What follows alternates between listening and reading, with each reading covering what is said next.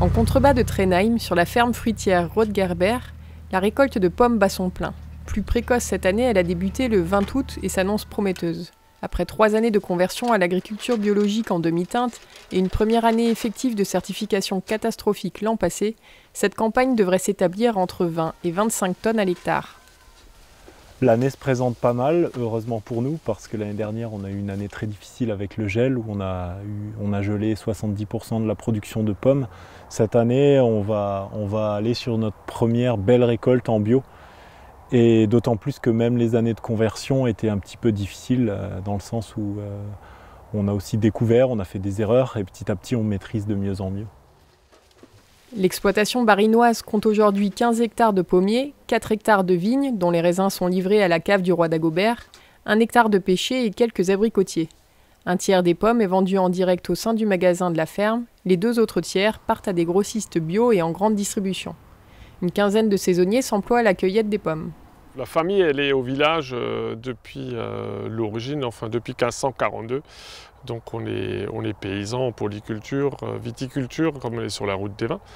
Et donc aujourd'hui, on est en 2e génération, bientôt la 3e avec mon fils qui va arriver, en arboriculture.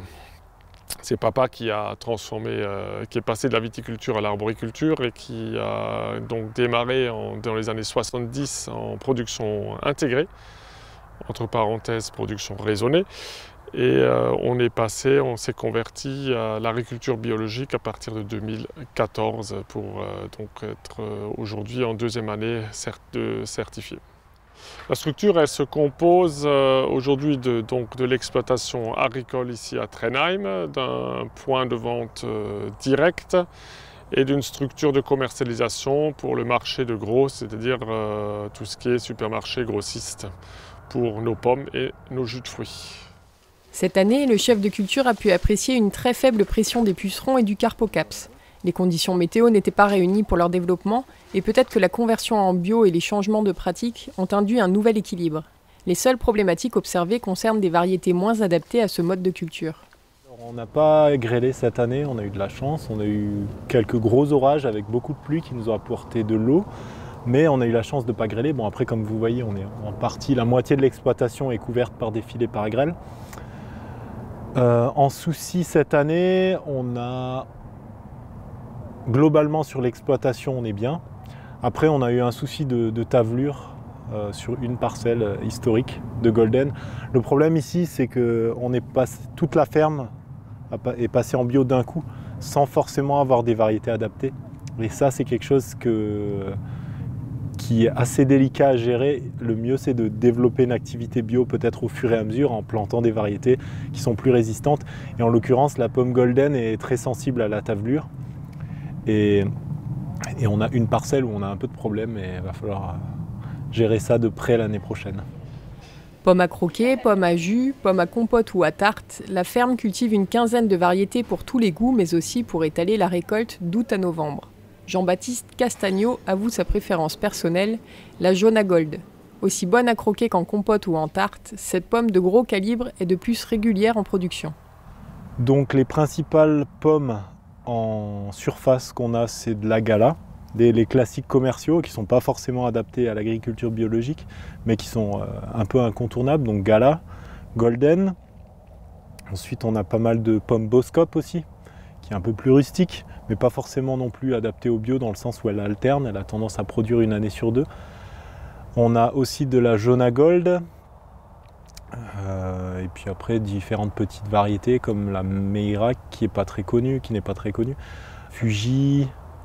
On a planté aussi de la Topaz qui là pour le coup est vraiment une variété adaptée à la bio, qui est résistante aux tavelures. Et puis pas mal de petites variétés. La première qu'on ramasse, c'est la Delbar Estival, qui vient début août. Et la toute dernière, la Gold Rush, qui est aussi une résistante tavelure. Et je pense qu'on a fait le tour des principales. Après, il y a quelques-unes comme ça qui, là, pour le coup, vont être vraiment vendues que au magasin, parce qu'en surface, pas des grandes quantités. Le samedi 6 octobre, la ferme propose une fête de la pomme bio avec présentation du verger, animation pour petits et grands, marché bio et restauration sur place. Et à partir de novembre, un deuxième site Rothgerber devrait ouvrir à Pfastatt dans le Haut-Rhin. Dans le Haut-Rhin, on s'installe donc à Pfastatt avec une palette complète au plus large possible de l'agriculture, c'est-à-dire d'un verger, du maraîchage, de la grande culture des céréales, pour que le citadin puisse voir comment ça pousse et puis qu'il puisse faire une expérience à la ferme, et de l'autre côté aussi de pouvoir acheter les produits dans un magasin, de pouvoir les consommer dans un restaurant et de voir comment ça se transforme, comment tout ça fonctionne pour que le lien puisse se refaire entre le produit agricole, le paysan et le consommateur final.